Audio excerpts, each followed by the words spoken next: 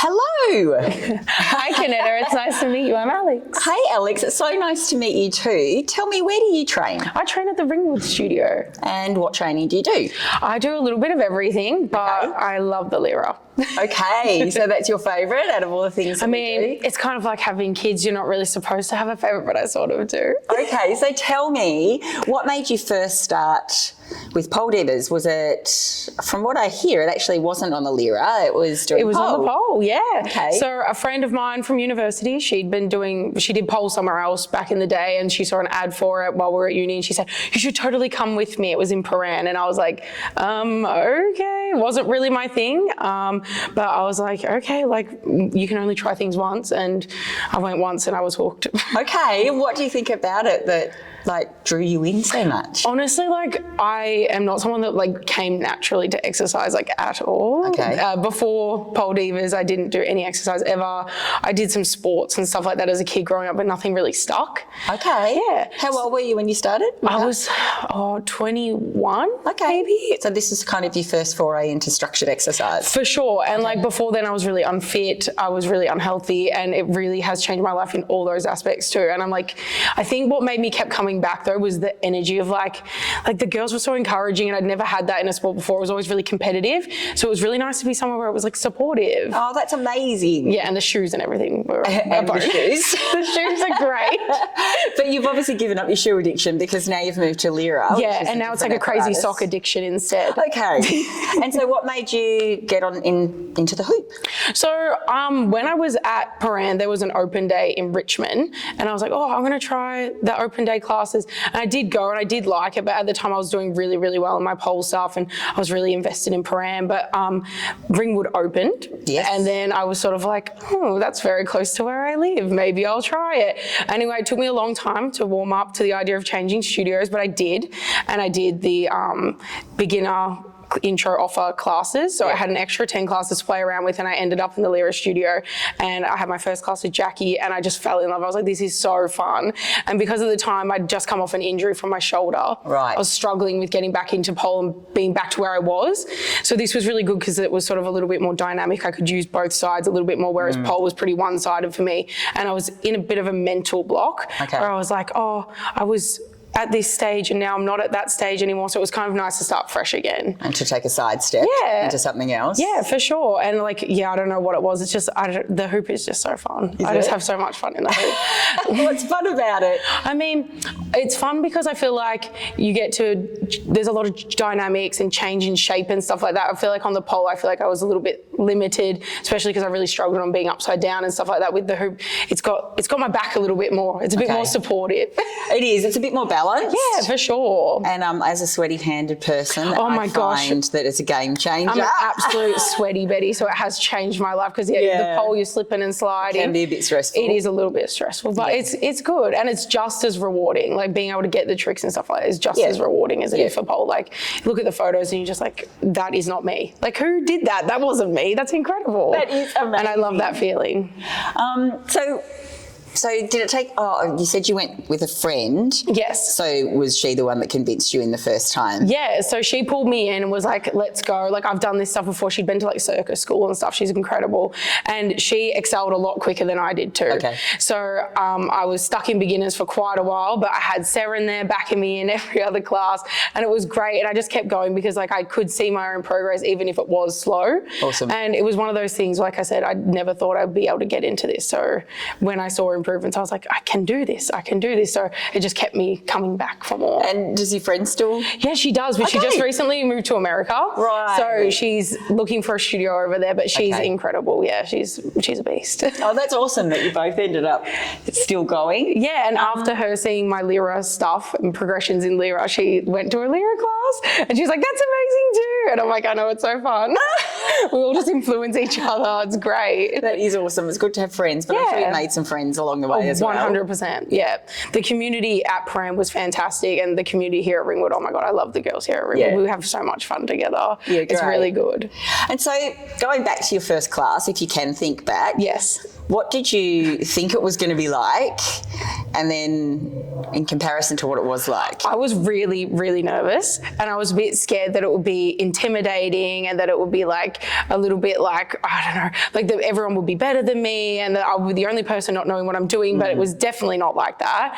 It was really welcoming and it was really fun, and the music was, we all had to turn the music up, all having a good time. It is, absolutely is. And I remember being there and being like, oh my gosh, like I can't wait to bring shoes next time. Like just, I need that confidence, I need the energy, and it was so good that everyone in the room felt the same way. Okay, so do you think there's a few misconceptions about what it's going to be like compared to the reality? Definitely. I've dragged so many friends into going for practices. I'm like, come on in, like try a class, do one class. But people are always so scared to start because, I don't know, there's some misconceptions that like I hear all the time. You've got to have really good core strength. You've got to be really strong. You've got to be this, you've got to be that. And I'm like, you guys know me. You know what I was like. You've grown up with me. I was not fit. I was not strong. You learn that stuff. It's practice. Yes. And it's amazing. Like if I can do it, anyone can do it. I'm a big advocate for that. We absolutely do hear that all the time. I need to be fit to start. I'll go to the gym before I come there. And it's like, no. You come here and it starts basic and you build your strength that way. Or people that say that they've got injuries, or I'm like, the instructors are so knowledgeable. They can adapt to anything you've got going on. Any ailment you're troubling, they will sort it out for you. They're really adaptable. And like, you might not be able to do every trick, but you'll be able to do something and you'll surprise yourself and you'll love it. Yeah. Because it's great. What about the skin part? I feel like that's also another fear. People see elite level pole dancers dancing in practically a bikini and think that they're going to have to go to class doing that. I'll never forget, because my first lot of classes, I was quite, I was a bit self-conscious. Oh, I'm not going to do this. I'm going to wear my long shorts and wear my T-shirt or whatever. And it wasn't until I was at a practice time and I was practicing my, just like mounting the pole. And there was a girl there, it was just me and her. And she was like, it might really help if you take your top off so you can use that like middle part of your body to hold on. And I was like, oh, I don't know. She's like, have you got it? Like, you've got something on underneath, don't you? I was like, yeah. So I took my top off and she was like, wow. And then these other girls walked in, you look amazing. So and it was just like, and after that, I was like, you know what? I do look amazing. And this does help. So a little bit of skin never hurt no one. But like my younger sister recently just started and she very quickly came in the shorts. And the next week was like, I need some bottoms. I want my bum out. I want to look good. I'm like loving it. I need shoes. So like, it's one of those things where it's like, I think you don't know yourself with the pole until you're with the pole. And you're like, hey, I am. It makes you feel good about yourself in a way that no other sport does. Yeah. No other sport makes you feel that way. So I love the way it really brings people out of their shell too. And I think that's the environment is a big part of it too. Yeah, it's fun watching the progression. It is. You see someone that's just starting off brand new. Yeah, I love meeting beginners. I love watching them progress. Yeah. It's amazing. So you said you'd only done some sport prior. Yeah, like hardly anything. I was always very unfit. Okay. Never did anything, just a little blob of a person. So you'd never tried Pilates or any gym or I did do gym. Yeah. I did PT for a little bit, but like it just never really stuck for me. Like I don't really like going to the gym. Okay. But yeah, I was never an active person at all. I would never have considered myself active. I think it wasn't until I started, started pole. I came back from an overseas trip and it was, the big Europe trip, gained a lot of weight, came back and was like, this isn't who I'm supposed to be. Then it was like, oh, I'm going to start, not drinking soft drink, started something small. Okay, yeah. And then, my friend, she dragged me into a class and I was like, this is going to help. And because at the time it was like, you had to buy the whole term. And I was like, even if I just do it for 8 weeks, there was no way after 8 weeks was I stopping. It was great. I think it was a good way to bring yourself into it too. Because you were like, you know what, even if I just try 8 weeks, see where it leads me. Absolutely. Because it's definitely led me to a place I never thought I'd be. Oh, that's so great. This makes me so happy to hear. Yeah, I'm glad that it makes you happy. And do you think that it's expanded into other parts of your life so you're more conscious? Yeah, definitely. About your health? For sure. Like my health is number one, obviously, that it has changed my whole perspective on that. I was someone that never cared about that sort of thing. And now I'm consciously making efforts every way and every day to make sure that I am leading a healthier life because I want to do this now for as long as possible. Right. And I do see older students and I'm like, I want to be you. I want to still be doing this when I'm in my my 50s. Like, this is amazing. And you absolutely can. So what is your goals, your aerial goals then? Aerial goals, like for me, like I said, I do a lot of Lyra, so I love the Lyra. I would love to get my straddle on the Lyra. I can't wait for that day. Can't wait for that day. I find it very hard to get the balance, but I'm like, I'm going to get there. It's an absolute, it's one of the biggest sticking points for everybody, but it does happen. And when it does, because like I said earlier, I waited, like I feel like I was in beginner for like 3 years for pole before I got mine. And when I did, I was like, this has changed my life. Yes. And you move after that, it really does move up really quickly. Yes. So like, I can't wait for that to happen for the Lyra for me personally, but also silk's related, aerial related goal. I really want to be able to climb the silk. I really struggle with the coordination, but I'm going to get it. It's a tricky apparatus. It's a very tricky apparatus, but definitely I want, by the end of next year, I'm going to climb that silk. Okay, even if it's only halfway, I'm going to climb it. Okay, I'm sure you will. And what about competing or anything? Is that something that's for you? I did compete this year for the first time, and it was terrifying, but it was amazing. Yes. And I do want to compete again. Okay. I'm not sure. I'm hoping maybe the start of next year, I think I'll reboot my routine that I did this year because I had some mistakes that I want to correct. And I'm going to give it another crack because, like, honestly, it was just that once again was another level of like, I didn't know I could feel this good about myself. Wow. Yeah. That's so good. Yeah, it's amazing. And just the sense of achievement of actually putting absolutely. yourself up for it. Yeah. Yeah. Incredible. And lots of support too. Oh, I'm so lucky. I've got so much support. I've got support here at the studio, at home, in friends. Like, amazing. Everyone's really supportive of it. Do you have friends come and watch you? Yes, and my whole family was there. Everyone was like, we want to come. I'm like, it's not really a big deal. But no one was more excited than my boyfriend. He was so excited.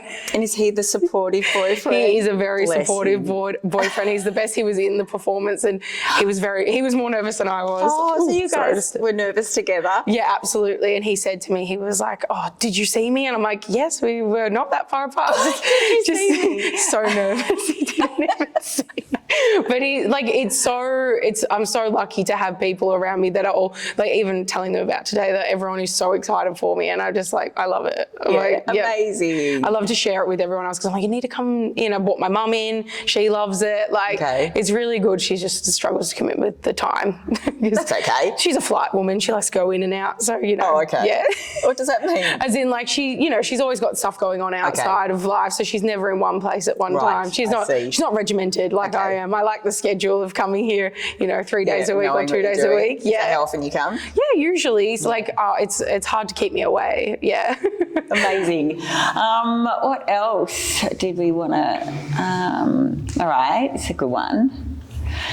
What would you say? I feel like you actually do this all the time. But what would you say to someone who's thinking about trying, whether it be pole or Lyra, but just is a bit too scared? Oh my gosh, I can it is definitely, because I do talk to people about it all the time, because I'm always like, you need to try it. But I feel like if you really are thinking about it, just try it. Like one class. And if you don't love it, you don't love it, and that's fine. And if you do come and you are challenged, that's a good thing. Like, you need to be challenged. You need to push yourself, because once you do, the payoff is amazing. Like, commit to it. Give it a crack. It's fun. Absolutely. Try everything once, I say. Absolutely. You just might like it. You might just become addicted.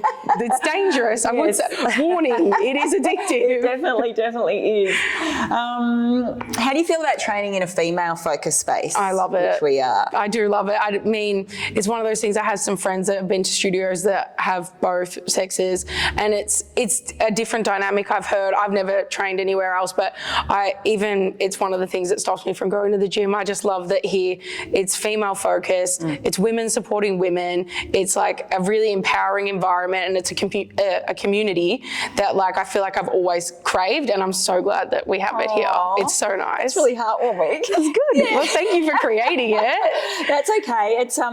It's really something that we think about all the time. Should we keep that as our thing, and revisit it quite often? But we really do find that still women need a safe place where they can absolutely. talk to other women. They don't ever have to feel uncomfortable in your skin. That's it. You do sometimes have to show a bit. And this place is like when I come to the studio, it is like being in a little bubble of a little fantasy world of where all these girls supporting each other, love each other, everyone's best friends, where it's like not catty and not like, you know, backstabby. It's not intimidating. It's not competitive. Everyone's really supportive. It's like a very different environment to anything else I've ever experienced. So like, it's another reason you just can't stop coming back here. Like, I just love it.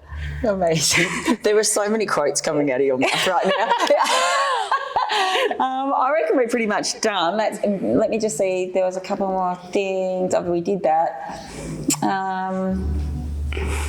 Okay. We'll just see.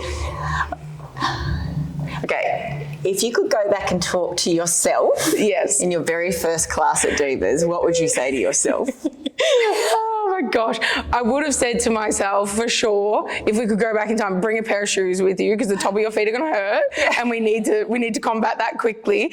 But also like that. You have, I don't even know what I would say actually. I probably would say like, this is going to change your life, but in an awesome way, and start your straddle conditioning now, please. Yes. Beautiful. It's been so great to talk to you, Alex, and get to know you. And I hope you have an amazing day today. I can't wait to see your photos and everything. I'm so excited for them. Yeah, and thank you for being part of our Diva Queen Day. Thank you for having me.